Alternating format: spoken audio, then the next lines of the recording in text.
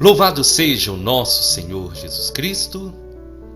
Hoje, sábado, dia 11 de março, nós vamos meditar o Evangelho da liturgia de hoje, o Evangelho de São Lucas, capítulo 15, versículos 1 ao 3 e versículos 11 ao 32.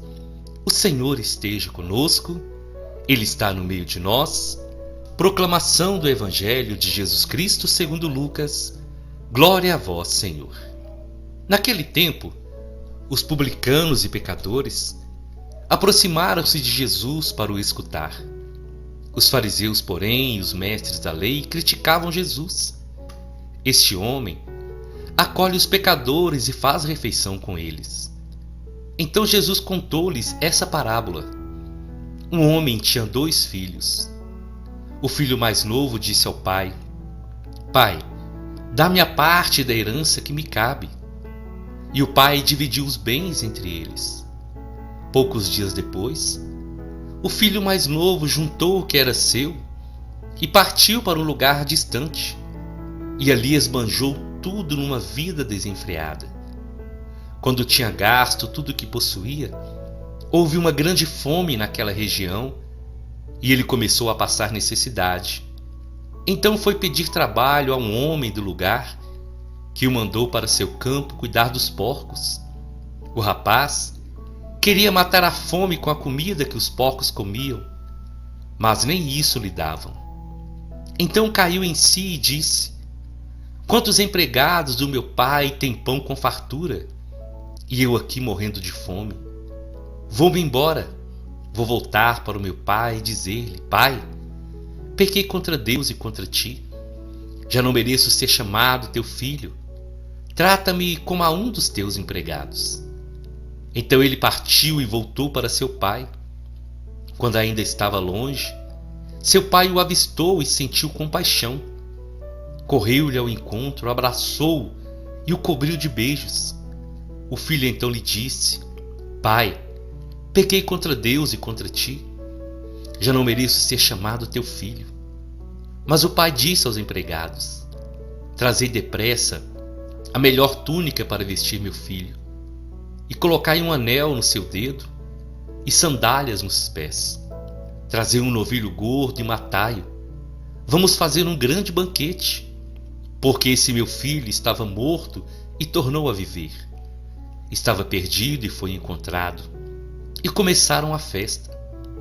O filho mais velho estava no campo. Ao voltar, já perto da casa, ouviu música e barulho de dança. Então chamou um dos criados e perguntou o que estava acontecendo. O criado respondeu: É teu irmão que voltou.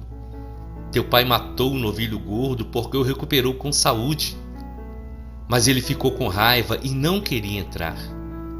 O pai, saindo, insistia com ele. Ele, porém, respondeu ao pai: Eu trabalho para ti há tantos anos. Jamais desobedeci a qualquer ordem tua. E tu nunca me deste um cabrito para eu festejar com meus amigos. Quando chegou esse seu filho, que esbanjou teus bens com prostitutas, matas para ele o novilho cevado. Então o pai lhe disse: Filho, tu estás sempre comigo. Tudo que é meu é teu. Mas era preciso festejar e alegrar, porque esse seu irmão estava morto e tornou a viver. Estava perdido e foi encontrado. Palavra da salvação. Glória a vós, Senhor.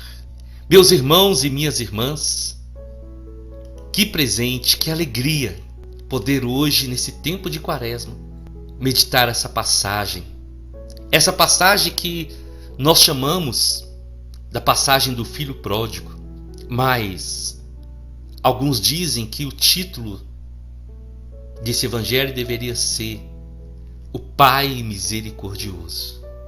E hoje eu queria meditar com vocês sobre essa misericórdia do Pai, sobre a misericórdia de Deus para comigo, para com você, para com todos nós. O motivo de Jesus contar essa parábola é porque os fariseus e os mestres da lei criticavam Jesus, porque Jesus ele estava no meio dos pecadores.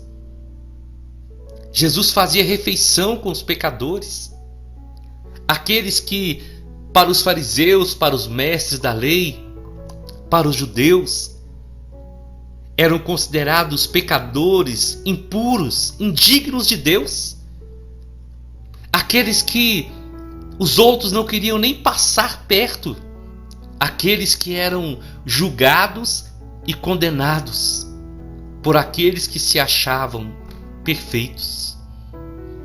E Jesus então conta a parábola do filho pródigo, de um pai que tinha 2 filhos. O filho mais novo, ele representa os pecadores, representa os publicanos. E o filho mais velho representa os fariseus, os mestres da lei. E Jesus então vai contar a parábola que o filho mais novo, ele pede ao seu pai a parte da sua herança porque ele queria ir embora. E geralmente quando a herança é dividida, é porque aquele que é o dono da herança, ele morre. Quando o pai morre, quando a mãe morre, é que a herança é repartida. Então, quando aquele filho mais novo, ele pede ao seu pai a sua herança, ele estava praticamente matando o seu pai, matando o seu relacionamento com seu pai. Mas o pai atende o pedido do filho, e aquele filho mais novo então, ele vai embora. Aquele filho estava cansado de viver aquela vida, e era uma vida tão maravilhosa, mas ele não conseguia enxergar mais. E foi necessário que aquele filho mais novo percorresse um caminho de sofrimento para ele entender aonde estava o amor verdadeiro. Aquele filho, ele então vai para um outro lugar, para um lugar distante. E quando ele chega naquele lugar, naquela cidade, aquele filho mais novo, ele é bem recebido porque ele estava com muito dinheiro, ele estava com a herança do seu pai. E ele começa a se tornar o querido ali da cidade, cheio de mulheres, cheio de amigos, e ele pagava tudo para todo mundo, era festa todo dia. E enquanto aquele filho tinha dinheiro, ele tinha amigos, ele tinha namoradas, ele tinha tudo. Mas Jesus vai dizer na parábola que depois que ele gastou tudo, veio uma grande fome naquela região e ele começou a passar necessidade. Ele só conseguiu amigos, só conseguiu mulheres, só conseguiu status enquanto ele tinha dinheiro. Porque aqueles que se aproximaram dele não se aproximaram por um amor verdadeiro, mas se aproximaram por interesse. Ele achava que ele estava vivendo uma vida maravilhosa, mas ele estava cercado de mentira, de engano. As pessoas não gostavam dele. As pessoas queriam estar próximas dele porque ele tinha algo para oferecer. E é isso que acontece muitas vezes, irmãos e irmãs. Quando nós saímos da presença de Deus e vamos procurar uma nova maneira de viver a vida longe de Deus, nós ganhamos falsos amigos. Ficam ao nosso lado pessoas que têm interesses, mas que não amam de verdade. E essas falsas amizades, esses falsos prazeres, eles acabam quando nós não temos mais nada para oferecer. E quando nós não temos mais nada para oferecer, nós somos descartados, assim como aquele filho foi.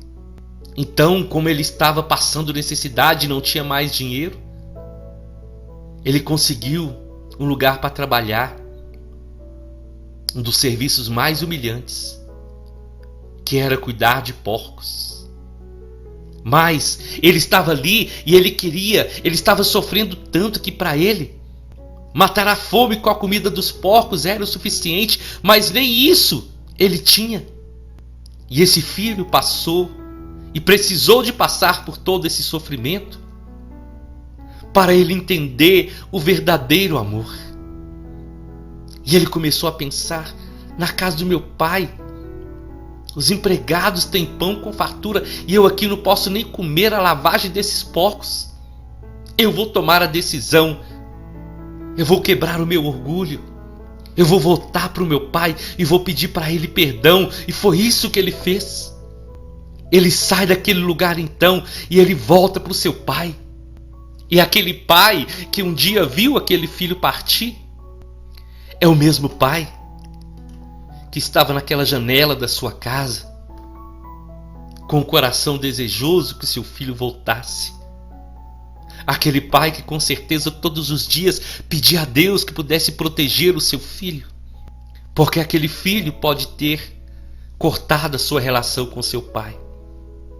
Mas aquele pai nunca deixou de amar o seu filho. E eu quero dizer para você hoje, em nome de Jesus, é assim que Deus me trata. É assim que Deus te trata. Quantas vezes nós erramos? Quantas vezes nós pecamos?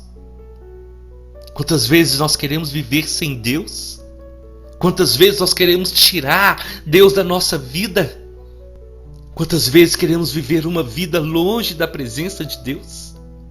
Mas mesmo quando nós agimos assim, Ele nunca deixa de nos chamar de filhos. Ele nunca deixa de nos amar.